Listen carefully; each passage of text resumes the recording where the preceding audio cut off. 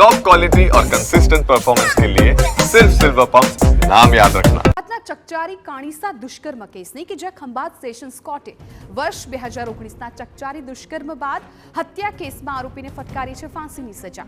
2019માં આપેલી આરોપી અર્જુને 7 વર્ષની બાળકીને બિસ્કિટની લાલચ આપીને મંદિર પાછળ લઈ ગયો હતો અને દુષ્કર્મ આચરી બાળકીને મોતને ઘાટ ઉતારી દીધો હતો।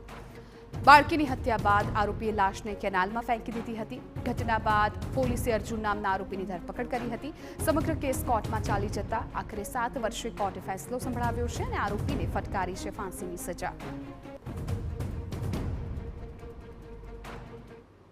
સેશન્સ અદાલતમાં કેસ ચાલી જતા નામદાર સેશન્સ જજ શ્રીમાન પરવીન કુમાર સાહેબે આરોપી અર્જુન ઉર્ફે દડો અંબાલાલ ગોયલને ફાંસીની સજા અત્યારે જાહેર કરેલી છે।